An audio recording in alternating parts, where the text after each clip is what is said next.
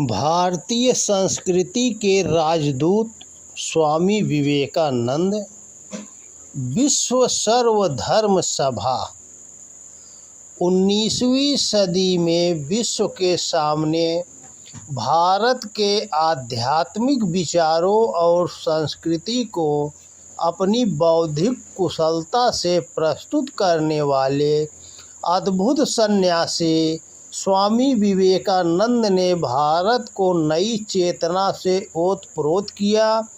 उन्होंने आध्यात्म, भारत की प्राचीन संस्कृति, सर्वधर्म समभाव का भाव प्रदत्त करने के साथ ही भारत की स्वाधीनता में भी अपना अतुलनीय योगदान दिया। स्वामी जी ने भारत की युवा शक्ति को आह्वान किया, हे वीर हृदय युवक वृंद, उठो जागो और आगे बढ़ो, देशभक्त बनो। शिकागो में 11 सितंबर 1893 से विश्व धर्म सभा प्रारंभ हुई थी, जो 24 सितंबर 1893 तक चली थी। उस धर्म सभा में स्वामी विवेकानंद ने लगभग प्रतिदिन अपना व्याख्यान दिया था। उन्होंने अपना मुख्य व्याख्यान इस महासभा में 90 दिन 19 सितंबर 1893 को पढ़ा था। हिंदू धर्म की आभ्यंतरिक शक्ति, वेदों की नित्यता, सृष्टि अनादि तथा अनंत है, इसलिए उन्होंने आत्मा, ऋषि तथा पुनर्जन्मवाद आदि विषयों पर विस्तृत व्याख्यान दिया। अपनी भाव राशि की चमत्कारिक अभिव्यक्ति एवं आकृति के प्रभाव के कारण धर्म महासभा में वे अत्यंत लोकप्रिय थे। विवेकानंद जब मंच के एक कोने से अन्य कोने तक चलकर जाते तो तालियों की गड़गड़ाहट से उनका अभिवादन होता। सभा के कार्यसूची में विवेकानंद का वक्तव्य सबसे अंत में रखा जाता था, ताकि अन्य सभी को भी बोलने का अवसर मिल सके। उस समय पाश्चात्य देशों में अंतर्राष्ट्रीय प्रदर्शनी होती थी। उसमें औषधि शास्त्र, न्याय शास्त्र, शिल्प शास्त्र, अन्याय क्षेत्रों से तात्विक विषयों पर शोध संबंधी विचार विनिमय होता था। शिकागो निवासियों के मन में यह विचार आया कि संसार के प्रमुख धर्मों का सम्मेलन ही अन्य सब परिषदों में उच्चतम एवं श्रेष्ठ होगा।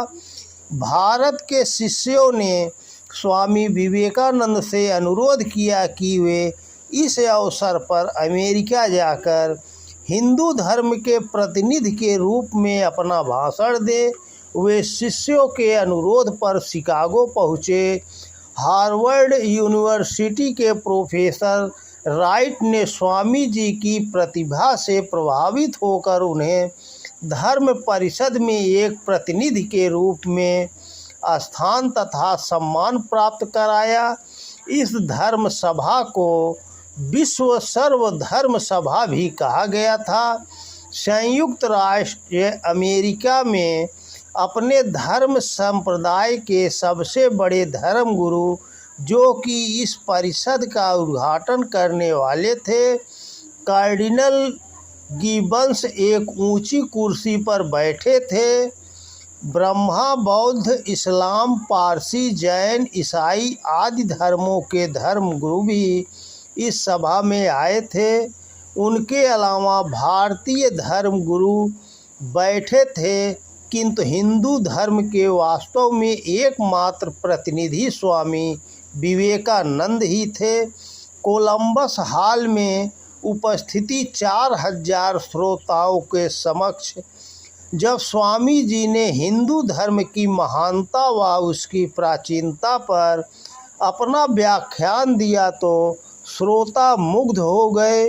विश्व के लोगों को हिंदू दर्शन का तत्व तब प्राप्त हुआ।